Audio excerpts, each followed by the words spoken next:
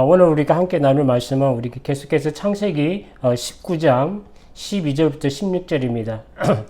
성경을 가지신 분들은 창세기 19장 12절부터 16절까지 찾으시고 우리가 함께 말씀을 나누도록 하겠습니다.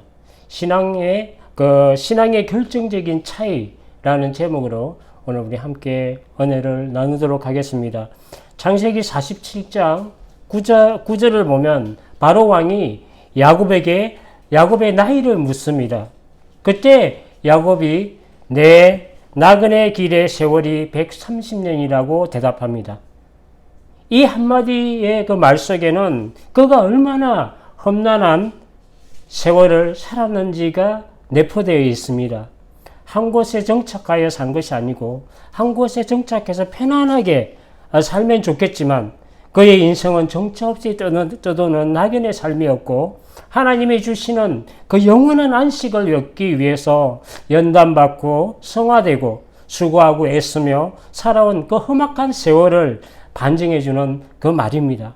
성도는 이 세상에서 누리는 평안에 모든 가치를 두고 사는 자가 아닙니다.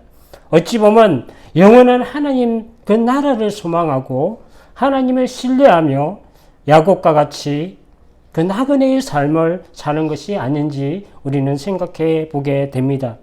오늘 본문은 죄악이 가득한 소돔성이 당하게 될 그 임박한 심판에 대한 경고를 롯에게 전하는 내용입니다. 12절과 13절을 보면 그 사람들이 롯에게 이르되 이 외에 내게 속한 자가 또 있느냐? 내 사이나 내 자녀나 성중에 내게 속한 자들을 다 성 밖으로 이끌어내라. 그들에 대한 부르짖음이 여호와 앞에 크므로 여호와께서 이곳을 멸하시려고 우리를 보내셨나니 우리가 멸하리라. 천사들이 소돔에 들어온 그 분명한 목적을 롯에게 알려줍니다. 여호와 하나님께서 죄악이 가득한 이 소돔성을 멸하시라고 우리를 보냈고 그 심판 중에서도 롯의 가정을 구원하시기 위함이라고 말을 해줍니다. 잠시 사는 이 세상에서 어떠한 신앙을 유지해야 하고 어떠한 신앙을 우리가 소유해야 되고 마지막 때를 살아가는 그 우리에게 필요한 영적 욕구는 무엇인지 오늘 본문을 통해서 함께 은혜를 나누도록 하겠습니다. 첫 번째로 항상 하나님의 음성을 들을 수 있도록 영적인 길을 열고 살아가야 합니다. 우리 영적인 길을 항상 하나님께 열어야 합니다. 한쪽 길은 우리가 이웃에게 열어야 하고 또 한쪽 길은 늘 하늘을 향해서 열고 있어야 합니다. 14절을 보면 롯이 나가서 그 딸과 결혼할 사이들에게 말하여 이르기를 여호와께서 이 성을 멸하실 터이니 너희는 일어나 이곳에서 떠나라 하되 그의 사위들은 농담으로 여겼더라. 롯이 딸들과 예비 사위들에게 여호와께서 이 세상을 멸하시니까 속히 이곳을 떠나야 한다고 말하지만 그의 사위들은 롯의 그 말을 농담으로 여겼다고 말씀합니다. 천하태평이죠. 죽음이 눈앞인데 천하태평입니다. 영적 무지를 말씀합니다. 농담으로 여겼다는 것은 거의 조소와 빌숨에 가깝습니다. 그럼 무슨 일이 말도 안 되는 일이 일어나겠느냐고 소리를 하는 것과 같습니다. 마치 아브라함이 사라가 비웃는 것과 같습니다. 내 나이가 100세가 됐고 내 아내의 나이가 90세가 되어서 이제는 육체적으로 노시하고 늙어서 그의 태가 끊어지는데 어찌 아들이 있겠느냐 하는 것과 같습니다. 마지막 때에 언제나 하나님의 심판은 그 심판의 메시지를 듣고 구원에 이르는 사람이 있고 그 말씀을 들을 수 있는 영적 귀가 닫혀서 멸망에 이르는 사람들이 있습니다. 하나님의 말씀에 인간을 구원하시기 위해서 사랑의 음성을 던져주시는 그 음성이기 때문에 가볍게 여기거나 경솔히 여겨서는 안 됩니다. 듣는 자에게는 구원의 음성이 되시지만 듣지 않고 경홀히 여기고 가볍게 여기는 자들에게는 준엄한 심판으로 다가오게 됩니다. 예비사이들과 롯의 가족들 모두에게 이 구원의 초청의 메시지가 전달되었습니다. 그러나 하나님의 말씀을 업신여긴 롯의 예비사이들은 하나님의 심판을 피하지 못했습니다. 그럼 무슨 그런 말도 안 되는 일이 나겠느냐고 농담으로 여기고 우습게 여기는 경우가 오늘날에도 많습니다. 그러나 하나님 말씀은 진리이시고 하나님은 그대로 그것을 이루시는 분이십니다. 때로는 우리의 많은 지식과 학식과 편견과 그 이심과 합리가 진리를 들을 수 없는 길을 닫히게 하고 영생으로 가는 길을 막습니다. 예수님 당시에도 학식이 있고 높은 지위에 있던 사두개인들과 바리새인들은 예수님이 말씀하시는 그 천국 복음을 그 귀로 들었지만 그들이 받아들이지 못했습니다. 지금의 이 시대도 마찬가지입니다. 그들이 가지고 있는 학식과 편견이 진리의 복음을 막았고 복음 안에 담겨져 있는 그 하나님의 절대 은혜와 사랑을 깨닫지 못하게 했습니다. 세상의 정욕과 안목과 자랑을 따라 살고 생각과 마음을 빼앗겨 살 때에는 하나님의 음성을 듣는 영적 귀가 닫힙니다. 마귀는 항상 자기 사람들이 세상을 보고 세상의 가치를 보고 따라 살게 하는 것이 바로 마귀의 목적입니다. 예수님께서 누가복음 17장 26절부터 30절에 말씀합니다. 노아가 방주에 들어간 날까지 사람들이 먹고 마시고 장가들고 시집가더니 홍수가 나서 그들을 다 멸망시켰으며 또 롯의 때와 같으리니 사람들이 먹고 마시고 사고 팔고 심고 집을 짓더니 롯이 소돔에서 나가는 날에 하늘로부터 불과 유황이 비오듯이 하여 그들을 멸망시켰느니라. 인자가 나타나는 때에도 이러하리라 라고 예수님께서 말씀을 주십니다. 영적으로 깨어있지 못하고 마음과 그 생각을 세상에 빼앗겨 심판의 경고를 듣고도 세상에 분주한 이들이 다 멸망을 받았습니다. 하늘을 향해서 열어야 할 그 길을 닫고 살았기 때문에 그렇습니다. 말씀이 들려지고 깨달아지는 이것이 은혜입니다. 성령 안에서 늘 기도하고 깨어있는 자는 영적 귀가 열려서 하나님의 음성을 듣게 될 뿐만 아니라 생명나무 열매를 얻게 되고 마지막에 그 심판과 그 사망을 이기는 영생에 들어가게 됩니다. 두 번째로 우리가 볼 것은 성도는 항상 이 세상이 아닌 주님의 순결한 신부로 살아가는 신앙이 있어야 합니다. 롯의 그 믿음과 신앙은 세상의 가치에 동화되어서 그 신앙이 희미하게 되고 흐릿하게 되어진 모습을 우리가 볼 수가 있습니다. 하나님의 그 불의 심판이 바로 눈앞에까지 이런 아주 긴박한 상황입니다. 두 천사가 그렇게 알려집니다. 심판의 그 도끼가 나무 뿌리에까지 와 있는 지경에 이르렀습니다. 그 도끼가 찍히면 바로 죽는 것입니다. 그 경고의 말씀을 듣고도 무엇인가의 망설임이 있고 무엇인가를 놓지 못하는 것이 있고 다른 무엇을 붙잡고 주저하고 있는 모습을 우리가 롯에게서 찾을 수 있습니다. 15절과 16절을 보면 동철 때의 천사가 롯을 재촉하여 이르되 일어나 여기 있는 내 아내와 두 딸을 이끌어내라. 일생의 죄악 중에 함께 멸망할까 하노라. 그러나 롯이 지체하며 라고 나옵니다. 그 사람들이 롯의 손과 그의 아내의 손과 두 딸의 손을 잡아 인도하여 성 밖에 두니 여호와께서 그에게 자비를 더하심이었더라. 그러나 롯이 지체하였습니다. 왜 지체하였는지는 우리는 정확히는 알 수는 없습니다. 우리는 누구나 천국 가는 길에 세상에서 방황하고 하나님과 항상 재물 사이에서 갈등합니다. 우리에게 롯의 모습은 누구에게나 있습니다. 창세기 13장 10절을 보면 롯은 눈을 들어 보이는 그 풍요한 도시를 선택하여 떠나갑니다. 여호와의 동산 같고 애굽 땅과 같이 기름진 소돔과 고모라를 선택하여 그가 가는 것을 볼 수가 있었습니다. 그의 눈은 늘 세상의 그 풍요에 열려 있었기 때문에 그것이 눈에 들어왔습니다.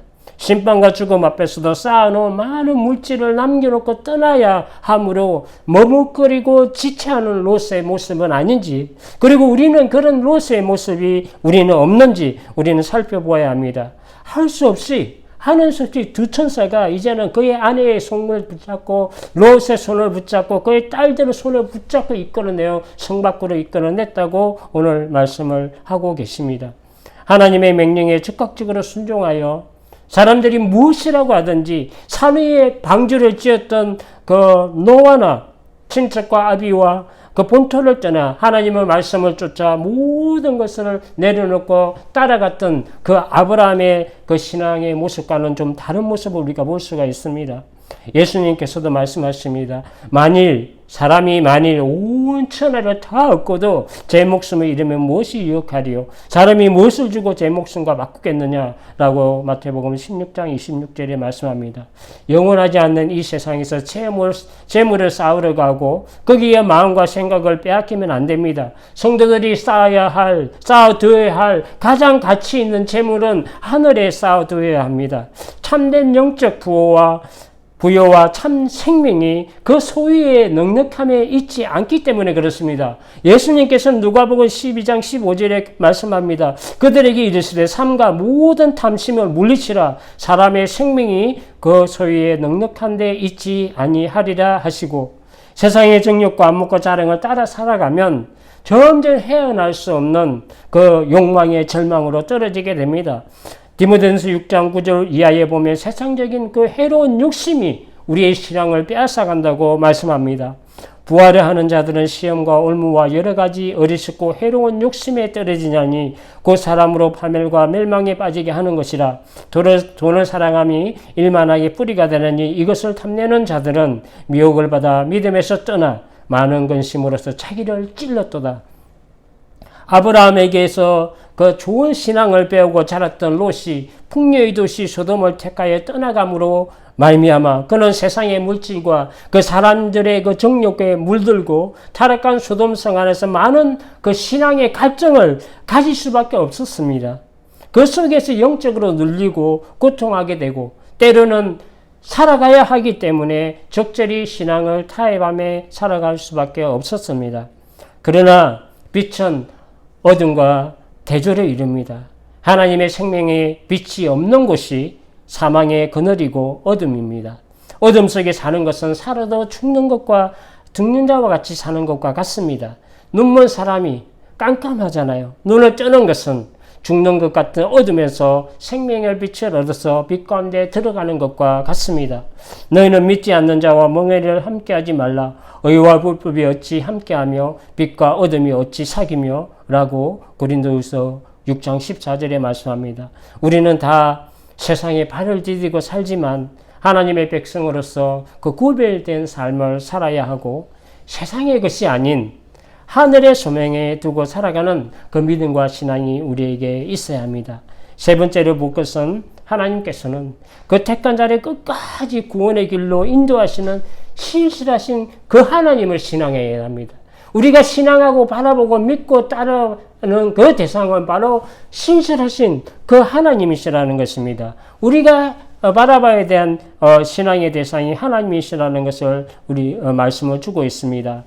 16절을 보면 그러나 롯이 지체하며 그 사람들이 롯의 손과 그 아내의 손과 그 두 딸의 손을 잡아 인도하여 성 밖에 두니 여호와께서 그에게 자비를 더하심이었더라.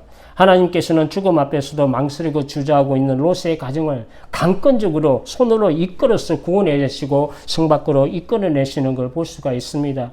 우리들이 구원을 얻게 되는 것이 바로 이 하나님의 무조건적인 사랑이고 무조건적인 그 부르심이 있고 죄로부터 구원함을 얻는 것은 하나님의 절대적인 은혜가 있기 때문에 그렇습니다. 이 은혜가 없었다면 롯의 가정도 불의 심판을 견디지 못했을 것입니다. 하나님의 인자는 얼마나 것인지 롯의 행위와는 상관없이 우리의 행위가 어떠한지 상관없이 택한 자를 끝까지 구원하시는 놀라신 그 긍휼과 자비를 베풀어 주시는 분입니다. 노아가 의인이라서 죄가 없어서 구원받은 것이 아니라 하나님의 은혜를 입었기 때문이라고 성경은 말씀합니다.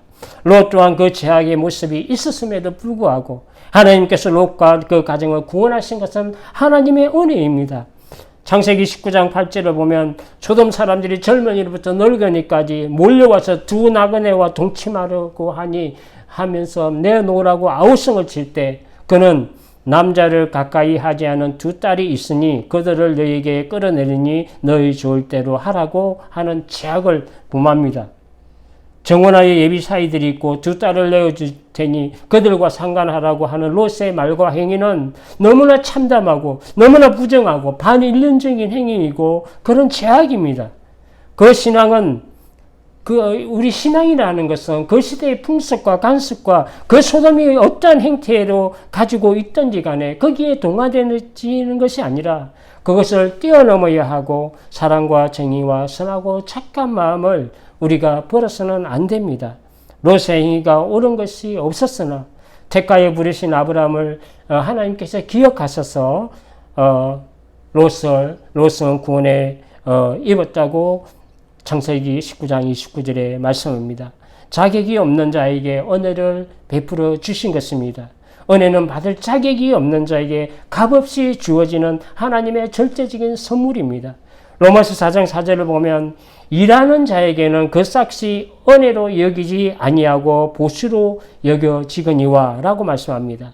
내가 일해서 정당하게 당연히 받는 것은 은혜가 아니라 대가입니다. 보수입니다. 내가 일한 만큼 받는 대가고 내가 당연히 받아야 할 보수입니다. 그러나 은혜는 내가 일을 하지도 않았는데 나에게 주어지는 선물이고 내 죄인죄가 엄청 많고 정말 경건하지 못한 나에게 구원이 주어지는 것이 바로 은혜인 것입니다. 에베소 2장 8절 9절을 보면 너희는 그 은혜에 의하여 믿음으로 말미암아 구원을 받았으니 이것은 너희에게서 난 것이 아니요 하나님의 선물이라. 행위에서 난 것이 아니니 이는 누구든지 자랑하지 못하게 함이라. 우리의 행위와 죄는 구원받기에 합당한 것이 아무것도 없지만 하나님은 택하신 자기 백성들을 구원하시는 절대적인 은혜를 베풀어 주시는 분입니다. 그 은혜는 설령 우리가 믿고 나서도 넘어지고 무너지고 한다 할지라도 하나님은 다시 일으켜 세우시고 끝까지 그 택한 백성들을 천국으로 인도하신다는 그것이 내포되어 있습니다. 말씀을 정리하도록 하겠습니다. 때로는 요셉과 같이 옷이 벗겨지더라도 보디발의 아내의 유혹을 과감하게 뿌리칠 수 있는 그 결단하는 신앙이 우리 가운데 있어야 합니다. 또 매일의 삶에서 다니엘과 같이 세상의 절대적인 권세를 가진 그 왕이 주는 세상의 좋은 산의 진미를 다 마다하면서까지도 유일하신 하나님을 섬기는 그 신앙의 의지가 있어야 하고 생명의 위협 속에서 정말 천하지 않는 죽이리라는 그 생명의 위협 속에서도 예루살렘으로 난 창을 향해서 하루에 3번씩 그가 늘 기도하던 대로 늘 똑같이 그 하나님을 섬기고 기도했던 그 신앙이 우리에게 있어야 합니다. 예수님께서는 마지막 날에 대한 경고를 주셨습니다. 그때에 두 사람이 밭에 있음에 한 사람은 데려가고 한 사람은 버려둠을 당할 것이요 두 여자가 맷돌질을 하고 있음에 한 사람은 데려가고 한 사람은 버려둠을 당할 것이라. 그러므로 항상 준비하고 깨어 있으라고 마태복음 24장 40절 41절에 말씀합니다. 성도는 세상을 기대어 사는 자가 아니라 세상을 거스러 하늘을 보고 사는 자입니다. 그런 자는 반드시 하나님의 손으로 이끌어 주시어서 하늘로 데려가십니다. 나 같은 죄인을 구원하신 하나님의 놀라운 은혜를 잊지 말고 세상의 어느 무엇보다도 하나님을 사랑해야 합니다. 그리고 늘 성령 안에서 깨어서 기도함으로 영적인 길을 하늘로 열었어 하나님의 음성을 듣고 예비하신 구원의 그 은총을 우리가 받아들이는 우리 모두가 되시기를 주님의 이름으로 축복합니다. 기도하겠습니다. 거룩하신 아버지 하나님 감사합니다. 우리가 이 땅을 살면서도 우리가 드려야 할 것을 듣게 하시고 우리 한쪽 귀는 너희 이웃을 향해 열게 하시고 또 다른 한쪽 귀는 하늘로 열어서 하나님의 음성을 듣는 우리가 되게 하여 주시옵소서. 우리의 믿음과 신앙이 이 세상의 그 가치를 보고 그 가치를 쫓아 세상의 가치를 쫓아 살아가는 것이 아니라 우리는 세상에 속한 것이 아니고 하늘에 속했으므로 세상의 어느 무엇보다도 하나님을 사랑하는 그 주님의 순결한 신부로 살아가는 우리가 되게 하여 주시옵소서. 날마다 우리에게 은혜를 베푸시고 설령 우리가 잘못한다 할지라도 설령 우리가 죄에 빠진다 할지라도 끝까지 우리를 이끌어내시고 끝까지 우리를 다시 세우셔서 그 성화의 과정을 거치게 하시고 천국 문까지 이르게 하시는 하나님의 놀라신 그 은혜가 우리 가운데 있습니다. 우리의 이 말세를 살아가는 이 마지막 때에 우리가 잊지 말아야 하게 하시고 우리의 신앙을 지켜 살아갈 수 있는 우리 모두가 되게 하여 주시옵소서. 그리하여 하나님의 주시는 그 놀라신 은총을 받아 누리고 참으로 귀하신 하나님의 그 음성을 날마다 듣고 살아가는 우리가 되게 하여 주시옵소서. 감사하며 예수님의 이름으로 기도합니다. 아멘.